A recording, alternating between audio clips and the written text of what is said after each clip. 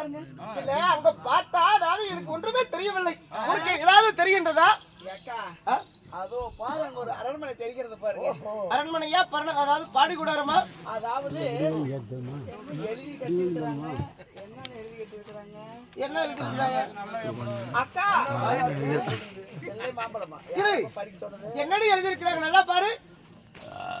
இது அண்ணாமலையார் துணை தில்லை அம்பலம் நடராஜர் நாடக சபா அடி பைத்தியக்காரி அதையா கேட்ட?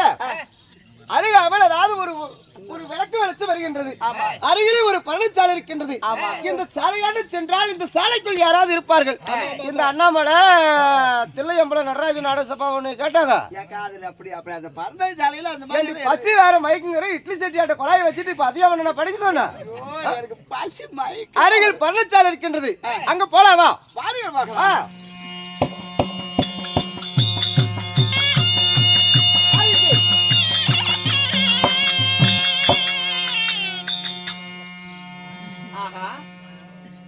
இங்கதான் யாரோ ஒரு அம்மையார் நின்று கொண்டு இருக்கிறாங்க. அம்மா பாரு அப்படியே நிக்கிறாங்க. என்னமோ தெரியல. அம்மா என்ன தெரியல. நெஞ்சு வேற படபடன்னு துடிக்குமா என்னமோ தெரியல. கையை அங்க வச்சுட்டு அம்மா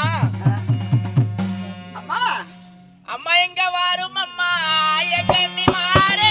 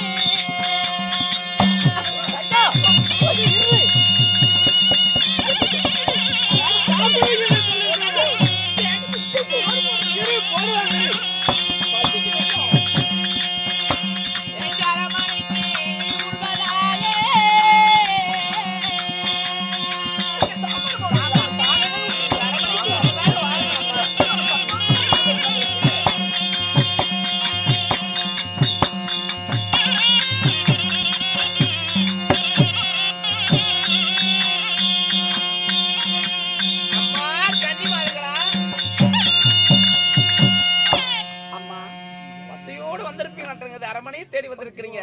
என்ன சாப்பிடுங்கள் வாருங்கள். அரமணிக்கு உள்ளதாக வாருங்கள். நம்ம அருமையை புரிஞ்சு பாருங்க. இந்த அம்மையார் கையில சோப்புல தண்ணியோட வந்திருக்காங்க.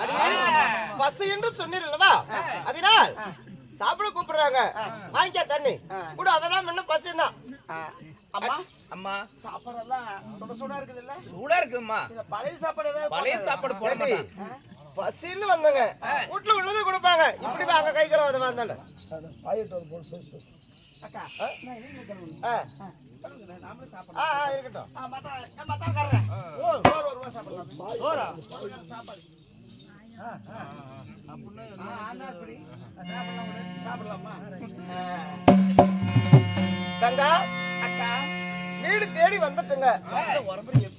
ஆமா வீடு தேடி வந்தவரை முகம் கோணாம அண்ணம் அதாவது வாங்க சாப்பிடுங்கன்னு போட்டுருக்காங்க.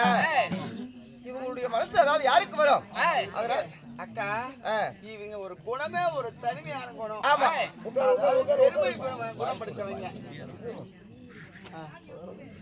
வாடா தட்டுடா எனக்கு பசிக்குது. டேய் போட்டு நீ டேய் எனக்கு பசிக்குது. சாரி அந்தானது சரி ஏதோ உட்காரு. நான் கீழே சுத்தி வச்சு அங்க பாக்குறான்னு பாரு. அக்கா ஜோர் ஜோர் ஜோர். ஆமா அம்மா போடுங்கம்மா போடுங்க. சட்னி போடுங்க. கறிக்குழம்பு இருக்குதா? வந்ததா ஏய் இப்படி திருப்பி போடல தள்ளாமா.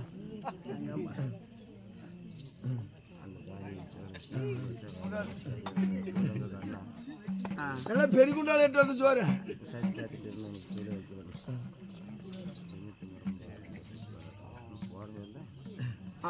அம்மா சீக்கிரமா வைங்க. போடு போடு போடு சீக்கிரமா வைங்க. ஏய் முதல்ல எனக்கு தான் சாப்பாடு. இல்ல அது அப்படி ரொம்ப இவ்வளவு வை. இரு வச்சிட்டு இருக்கிறது வச்சிட்டு விடு. அக்கா அவன் கூட அரிசியே காண மாட்டேன் கேட்க தேசம் கொண்டு அரிசியே இல்லையா? வைங்க வைங்க ஜோதி இவ்வளவு கொண்டு வந்துக்கிறான். எவ்வளவு ஒரு சிக்கன்மான பொம்பளை இருக்கு பாரு. அது பாரு பழமெல்லாம் வைக்கிறாங்க பழமெல்லாம் வைக்கிறாங்க. அவங்க பாரு அங்க ஒரு காக்கா இருக்குது பாரு. எங்க ஐயோ எங்க பழத்தை காணோம். உனக்கு வச்சு அவ்வளவுதான் பழகி போச்சு. பழம் ஒண்ணு வைங்க. பழமும் வச்சிருக்காங்களா? பழம் எங்க வடைய காணுமே. கார வடை பாயாசம் அப்பளம் அக்கா முப்பளத்தோடு ஓய் ஜோறு ஜோறு அப்பளம் முப்பளத்தோடு முத்திரிக்காய் நெய் ஊற்றி முதல் வாழைப்பழம் வைத்து அவர் யாரை கூப்பிடுறாங்க பாரு. ஐயோ எங்கக்கா ஏய், கொஞ்சம் புண்ணிய முடிச்சுட்டு சோறு அவனதான் சோறுல வீட்டுல இருக்க என்ன இங்க பாரு இருக்க முறைங்க. முருங்கைக்காயா சாப்பிடலாம் இரு. முருங்கை தின்னா தொண்டை கெட்டு போயிருக்கு. ஏண்டி அம்மா சாப்பாடு பசியோட வந்திருப்பீங்க, பேசிட்டு இருக்காதீங்க. சாப்பிடுங்க, சாப்பிட்டு அப்புறம் என்ன வேணாலும் பேசுவீங்க. அக்கா அப்படின்னா சாப்பிடு. இரு அக்கா சாப்பிடலாமா? இருபடி நம்ம தெய்வலோகத்து பழக்க வழக்கங்கள் வரமுறை உனக்கு தெரியுமா தெரியாதா? தெரியும். ஆமாக்கா அளவற்ற பேரு தெய்வலோகத்து நம்மளுடைய பழக்க வழக்கத்துகள் கடைபிடிக்க வேண்டும் அல்லவா? ஆமாக்கா நானே மரத்துல விட்டுட்டேன். மரத்துலயா? ஐயோ பறந்து போயிட்டேன்னு. ஏக்கா இதெல்லாம் பழைய பொழிமெல்லாம் பேசிட்டு கூடாது. காலம் மாறி போச்சு. அட, நீ அட, சாப்பிடு. இரு. அக்கா என்ன சொல்லுது?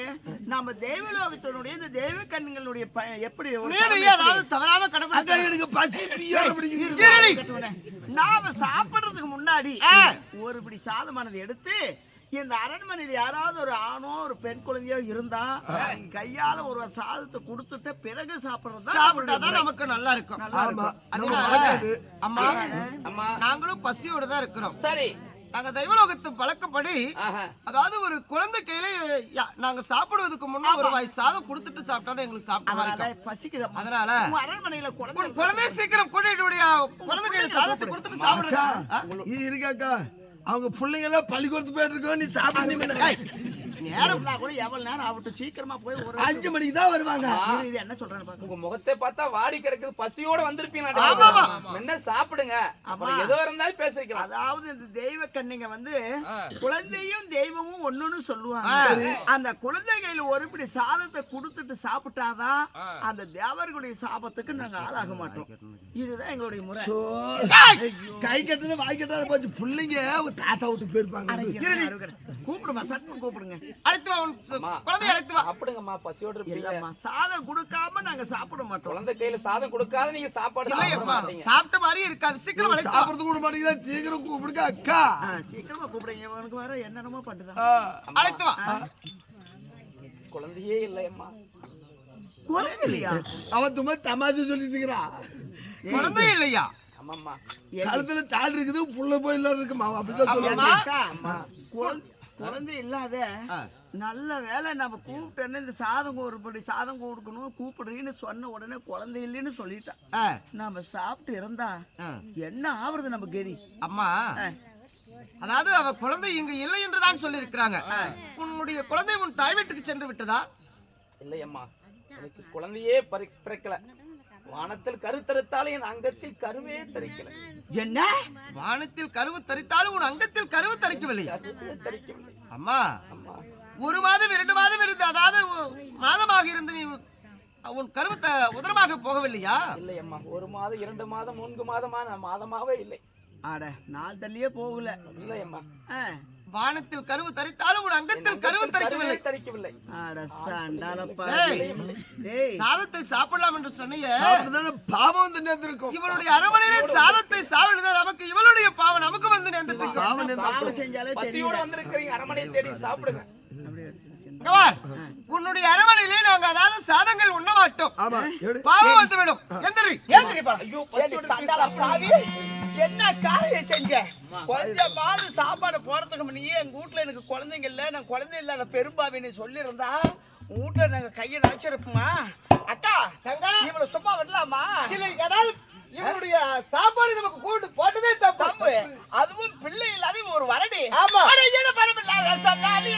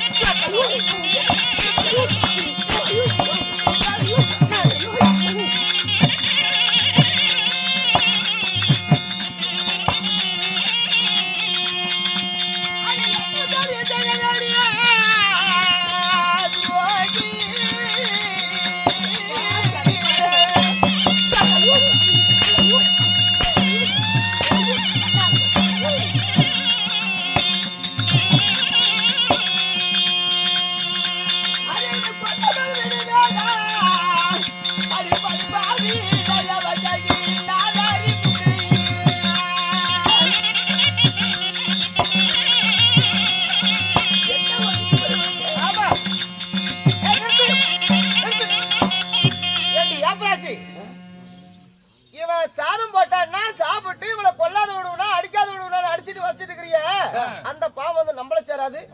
என்று தெய்வங்கள் அதாவது தெய்வலோகத்தில் பிறந்து இவளை நம்ம கைத்து விடலாமா? இந்த சண்டாளி சதிகாரி என்ன பாவம் செய்தாலும் ஏது பாவம் செய்தாலும் பெண்களுடைய ஆணையை திருடினாலோ அல்லது நியாயத்தை அதாவது 4 பேர் உட்காரு சபையில் நியாயத்தை கிடைச்சாலோ இல்லை பிள்ளைப்பால் கேட்டவருக்கு தண்ணீர் கலந்தாலா கள்ளிப்பால் கொடுத்தாலா கூலிக்கு வந்தவருக்கு குறைவல் அளந்தாலா என்ன பாவம் செய்தியோ தெரியவில்லை. உனக்கு பிள்ளை இல்லாத போய்விட்டது. பிள்ளை இல்லாத வீட்டிலே அன்னத்தை உண்ணா புழுவுக்கு சவால் என்று சொல்வார்கள். உன்னுடைய வீட்டில் நாங்க கை கழுவுத தப்பு. மறுபடி போலாம். ஐயோ வேண்டாம் தாயே. நடிப்பு அப்புறம் ஐயோ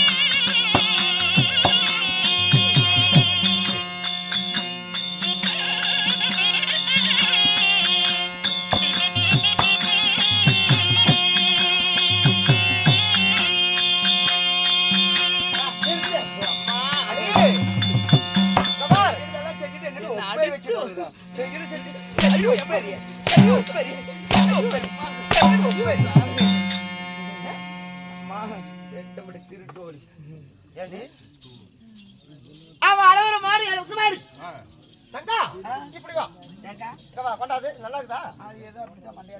மண்டையத்தா இருக்குதா? இல்ல நாமளே வீட்டுல இப்படி வாங்க வீட்டுல சாப்பிட மாட்டோம் நாம எதிர்த்து வந்துடணும். ஆமா என்ன வழி நீ எடுத்து எடுத்து சக்காலத்தி அவங்க வீட்டுல நீ பேசிட்டு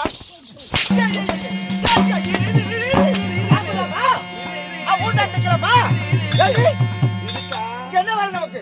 அதாவது அம்மா குமார் டேய் அரமணி தேடி நாட்டு எடுக்க எங்க அக்கா கூட வந்திருப்பீங்க. சாப்பாடு சாதம் சாப்பிடுங்கன்னு தான் சொன்னேன். ஒரு பெண்ணா பிறந்தால் அதாவது ஒரு நல்லது கெட்டது செஞ்சிருக்கணும், நல்லது கெட்டதுல கலந்துருக்கணும், ஒரு தர்மத்துக்கு கையேந்திருக்கணும்.